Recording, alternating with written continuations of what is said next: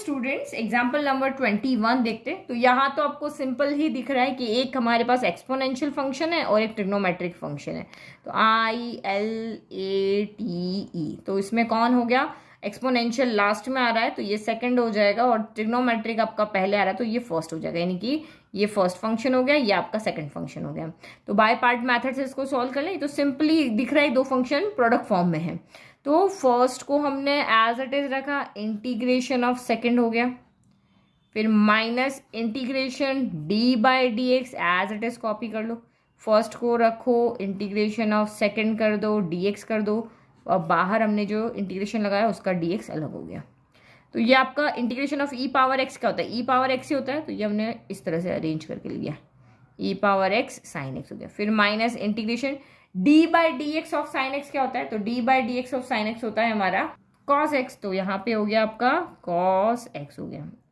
Integration of e⁻x क्या होता है, तो e⁻x ही यहाँ पर होता है। ठीक है, तो अब यहाँ पे हमारे पास फिर से वही बाय पार्ट मेथड लगेगा, क्योंकि अभी हमारा इंटीग्रेशन यहाँ से जा नहीं रहा। ये e⁻x हो गया, ये आपका cos x हो गया। ठीक है, तो और ये dx चल ही रहा है, बाहर वाला dx है ना, ये चल ही रहा है। अगेन इसमें आप देखो कौन फर्स्ट है, ट्रिग्नोमेट्री फर्स्ट होता है, एक्सपोनेंशियल सेकंड होता है। तो पूरा लिख करके चलो इसको इक्वेशन को हमें ना आई लेट कर लेते हैं। तो ये आई इक्वल टू हमारा चल रहा है, इसको हम स्टार्ट करते हैं। आई इक्वल टू, इसको साथ में चलने दो, e⁻x sin x हो गया। फिर माइनस अगेन आप वही करोगे, first as it is integration of e⁻x dx, फिर माइनस इंटीग्रेशन d/dx जो बाहर लिखा है एज इट इज लिख लो, ब्रैकेट क्लोज एंड dx, बाहर माइनस का साइन है ना इसलिए। तो i equal to e⁻x sin x minus bracket e⁻x का इंटीग्रेशन e⁻x से होता है, तो e⁻x cos x हो गया। फिर minus integration d/dx of cos x क्या होता है, तो d/dx ऑफ cos x होता है माइनस का sin x। ठीक है, तो यहाँ पे लिख लेते हैं माइनस का sin x, और integration of e⁻x dx, bracket close. ठीक है, प्लस माइनस के साइन का बहुत ध्यान रखना। i equal to e⁻x sin x minus, bracket open कर रहे हैं, minus plus minus e⁻x cos x हो गया। ये वाला माइनस और ये वाला माइनस मिलके क्या हो गए, प्लस हो गए, और लेकिन बाहर एक और माइनस है, ये भी तो अंदर आ रहा है, इधर से ये अंदर आ रहा है, इधर से ये अंदर आ रहा है, तीन माइनस मिलके आपको पता है वैसे ही माइनस हो जाएगा। तो ये क्या हो गया, इंटीग्रेशन ऑफ e⁻x और ये हो गया sin x। तो ये तो हमारा जो क्वेश्चन था वही बन गया। तो ऐसे तो हम क्या पूरा इन्फिनिटी तक चलते रहेंगे। ये देखो e⁻x sin x लेके चले थे, तो इंटीग्रेट किया तो ये e⁻x cos x हो गया। अब इसको इंटीग्रेट किया तो ये फिर से e⁻x sin x, यानी जो हमारा क्वेश्चन था वही बन गया।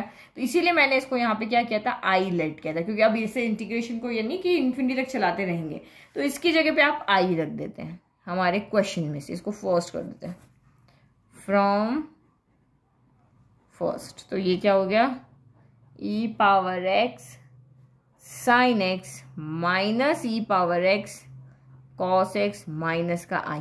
अब जो सेम एक परिवार के उनको अलग कर दें, एक साथ कर दें, तो ये i और ये माइनस का i उधर जाके क्या होगा, i प्लस i यानी कि 2i, और इधर से e⁻x कॉमन निकल रहा है, कॉमन निकाल देते, तो ये कितना हो गया sin x minus cos x, और सबका इंटीग्रेशन हो चुका है, तो हम c बाद में लिख लेते हैं ना। चलो वैसे भी सॉल्व तो हुई है, यहीं पे लिख लो c। i इक्वल टू कितना हो जाएगा 1/2, 2 को इधर भेजो, या e⁻x/2, 2 इसके डिवाइड में आ गया, sin x minus cos x plus आपका ये 2 जब इधर आएगा तो इसके पास भी आएगा, इसके पास भी आएगा, बट ये कांस्टेंट है, लेट कि ये 5 है तो ये 5/2 हो जाएगा, यानी कांस्टेंट ही तो रहा, तो हम इसको सीधा c ही यहाँ पर लिख लेते हैं। तो आई होप आपको क्वेश्चन अच्छे से समझ में आया, कुछ टफ नहीं था, बट यहाँ पे थोड़ा सा ये चेंज है कि इसमें 2 बार हमको इंटीग्रेशन करना पड़ा, कि ये क्वेश्चन तो ऐसा था कि इन्फिनिटी तक ले जाने वाला था, बट हमने इसको आई मान के, नहीं कि यहाँ पे ये वैल्यू जो हमने रखी है इसको हमने यहाँ पे पुट करके और सॉल्व किया। ठीक है, चैनल को क्या करना है, लाइक शेयर एंड सब्सक्राइब।